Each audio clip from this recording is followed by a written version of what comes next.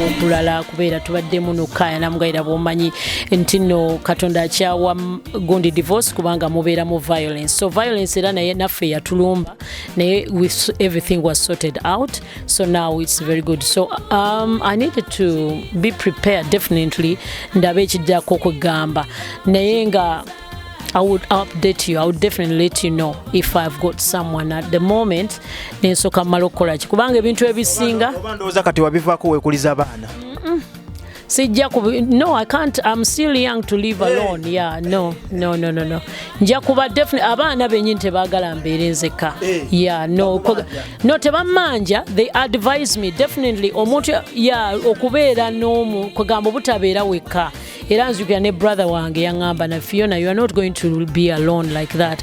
So omuntu bw'aba akaddiye ddala nga akaddiye then oyo ye aba asobola ki naye buli muntu yeetaaga okubeera n'omuntu gw'ayogera naye si kyekiri awo nti kimmanja nti oba njagala no I don't, but I'm looking forward. I have to be careful ani gwe agenda okubeera mu bulamu bwange. First of all ateeka okubanga nziki anjagala, ye first priority, ayagala abaana bange, atya Katonda anjagala, ekisembayo nga ayagala abaana bange ne mama wange ne family ya. Kati awo tutunulira ku Munnayuganda oba neero oyagala okugenda funa muzungu? I don't know kubanga omutima guno gugenda ne gugwa falling in love with someone. Ate omutima guli indisciplined, teguyina mpisa.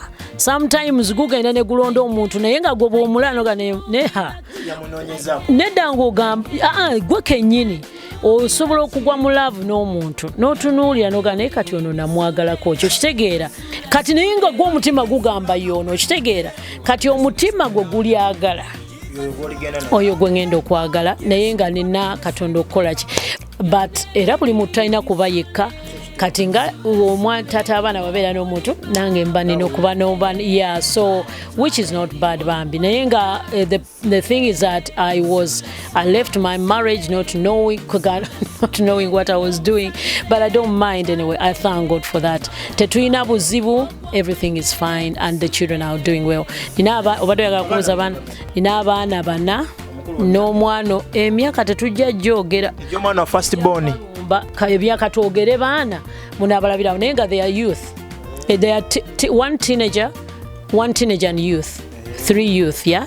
So nina omuwala omu bonna bali mu music industry anyway, ne one grandchild agenda okubeera 18th bamwita Fiona Mukasa yatwalira. Owaayi wagesemba okubeera wano nga muli mu ntalo za nnyimba ng'abantu batandise okudda mu nnyimba za taatawo z'omugenzi ng'entalo zikyaliwo oba zaggwawo? Gwawo dda. Mwazigonjoola mutya? As a family twatulanga family ne tukikiliyaringa. Kasa zino mwakkiriza nti ayagala okuddamu waddemba okuddamu kasaba wa kasente? So far nakirekera brother oyo bakidiiringe nakyo kubanga ye musika, so now I saw like if I go forward, well, mbwencho bwe nakireka. Ennyimba ezo muzifunyeemu? Ebyo byonna nabibalekera. Gwe tolina ky'omanyi kwegamba wabirimu n'obivaamu oba bafunyemu ssente oba tebafunyeemu tebikwatako? Kubanga abantu nabo bazimba nga teryazi bawadde kuba ezange zennyini babitwala dda baziteeka ku YouTube ne bakola subscribing ne bafuna ssente ne bakola kikati nange kennyini batwala ezange ne taata batwala ezize. So when you argue, when you say something, they take you as a wrong person, so ekyo nakirekera Katonda.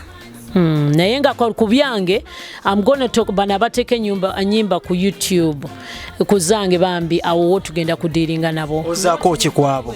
Not in a bad way, but they need to know that they are doing something 100% wrong. Tosobola kutwala lwimba lwotakolera, tosobola kungulira gyotasigira. Ekintu kye bakola si kirungi kubanga tugenza okuzuula abantu.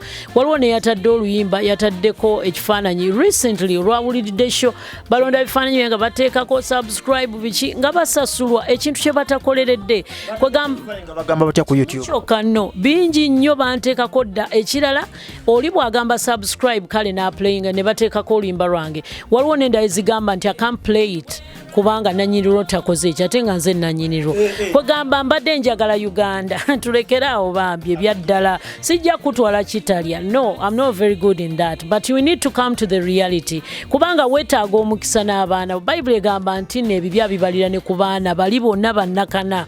So whatever you do as a mother, as a father, oba n'otwala ebintu bw'oba tozadde, that's different. Naye era ne mu ggulu tojja kuyingira kubanga music gw'oliirako ssente si wuwo. Another thing is what I'm saying. Lwaki bo tebagamba Fiona, you know what, nagambye abantu basubscribing, but you can have some of the money. Okiraba tukole ddiiru. Yes, naye gwe munange n'osika ebifi by'ennyama mu nnyimba z'otayimba. You know, kwegamba, and you dress kwegamba, please don't do that. Yeah. Ebawulidde. Yo wayi mukwano gwo Dr. Bitona agamba atya? Kala yagamba oyo we mwogerako n'essanyu likuyitamu buyisi bwe liti essanyu. Anti ekinsesa kubanga mwali mwakyogera dda kati mmwe bwe mulaba akoze kolabo n'omuntu. In fact, two people were telling me batugamba bitone. No, bitone twali tuyimbye naye kutukoze kolabos nga nnya oba nnya ya naye. In fact, first of all nakolanga nyimba yaŋŋambaga jana tuyimbe ffena kuba baali mu kyaki yaffe, so ne tukola naye nyimba naye kati n'atandika okukola n'abantu abalala. But what I'm trying to say, Bitone is just a friend. He's a very good friend. Gabo gamba friend omuntu gobeera naye nga nina emikwano, nina producer David Mukalazi, nina emikwano abasajja nga bono gamba kati naawe obeera mukwano gwange. Nono abantu Rosto is a producer, most of the producer kati ffe tudiringira olwokuba kati tukulidde mu ndongo daddy waffe. Yeah, so now naye nga Bitone, just in case there is any rumors, it is not true. Anti bagamba nti gwe ne Bitone ate mwakisuusa nnyo. Naye nga baatulabawo gye twakikisusiza, mpozi bagamba kolabo twakola nnyingi. Kyekyo kolabo nnyingi mutambula mwena buli kaseera, abasinga ne bagamba nti mweyagala. Ndudde n'omulaba nze gw'olaba, ndudde omulaba mugabe bukyanga nzija simuwulizanga. Yagiranda nti wamulabako? Namulaba, but we were not so much together, but we are friends. You know, kubeera nga oli mukwano gwa muntu naye nga we don't. Bitone he has a woman, ayina mukyala we, ayina n'abaana be, ayina family. Okay. Katumaliza kati mpuliddeko olina akantu koyagala okusetingawo. Business gye oyagala okuyingiramu nga mu dakiika emu nga tusiiba. Business so far nakolera baana bange EREJ, starting banange EREJ kivaamu Enoch, Rebecca, Elijah and Joshua. Bukyanga mpereza Katonda badde sinaayo kantu konna ke nali nkoledde baana. Anytime God can call me nga tebalinayo kintu kyonna. Era kyovola nti ne music njagala muteeka copyright reserved. Nga ku baana. Tukoyanziza nnyo okukyazaako wano eno ku Vibe Mix Show ande atare ne Fiona Mukasa bannaye abantu batunyumiddwa nnyo. Naye otugambyeko nti ogenda celebratinga gundi Fiona Wamala, otugambyeko nti ogenda celebratinga first ogenda kuweza omwaka omulala. Oyingira myaka emeka? Egyo nagyo sijja kugyogera kuba Yesu yagamba ne bwe nabagamba temujja kukkiriza.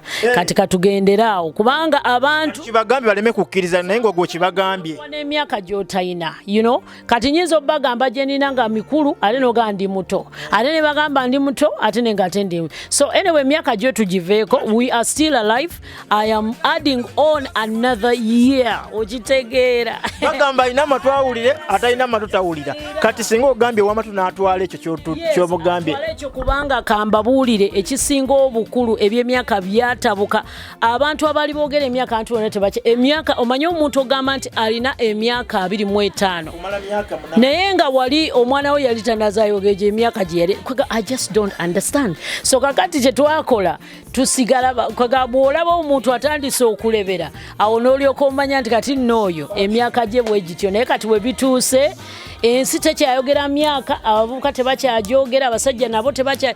Omuntu n'akanjokya gweobalako n'olookingira mu myaka emeka? I don't even look. I just let God take the kuba first of all emyaka lookingira mu 25 nga buli mwaka gwolookingira mu emeka? Gamba buli emyaka ng'esatu ali mu 25 kati si lookinga. I don't look but nze muligimanya banteekayo bwe bali batebansazeeko bigambo kubanga n'abantu abafudde nabo babasalako ebigambo nti afudde alina emyaka bwe giti. Musajja atu ne bamugolola nga talina bwagamba nti banne egyo tegyabadde emyaka gyange.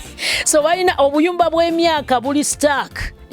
naye obuli sitaaka obusinga okuba sitaaka emyaka 28 abaana balemedde naye kati nze mbabalira ku baana bange naye ate oba omwana nga alina emyaka bwegiti gayina mulaba dda omukyala ate simanyi yayonoona abasajja nabo baganidde ddala okwogera emyaka emituufu nabo bakkirira olwazogera oyo ye munnange simanyi naye kwegamba jjukira abantu ate n'okugaba emyaka waliwo oli agamba nti wayimba ndi muto ng'oli alina n'ebireva akaddiye n'ogaba bannaye kyoyagala ogamba they are lying Fiona tuveeyo tusiibule abantu bannaye mwe bali kutulaba ku Vibe Mix mu ddakiika emu kigenda kwati tuddamu ate kigenda kutokota nga si kikavaring omuntu yenna eyali tawulirangako ku gospel music real one jangu tugenda kusanyuka bannange ande mwebale nnyo Bukedde big up yourself mwebale nnyo bafans ne bomugenzi eri Wamala bambi mwanguweeko kati anti ffe tuliwo kakati tubeegayiridde mwebale nnyo mwebalire ddala amina okay abadde Fiona Wamala gwe tubadde tukyaziza olunaku lwa leero agambye ebyemyaka mujja kuzimanya nga afudde nga bamuteekayo ate n'agamba bayinza n'okuba bamuteekayo ate ne bamuwayiriza emyaka kanyumidde nnyako okay nsigadde nze ande atale field commander mwebale kwekumira ku Vibe Mix mwebale kubeerako akato Osman editor muganda wange nkwebaza nnyo webale kukwasaganya nsonga zino mpola mpola nana katonda birakyaliwo nana gwotera okubeera naye awo nga mulina ebintu byemukwasaganya nana naawe nkutumiddeko webale kubeerako katudde mu studio wa Dr. 34 Mutoro ne Kalungi field commander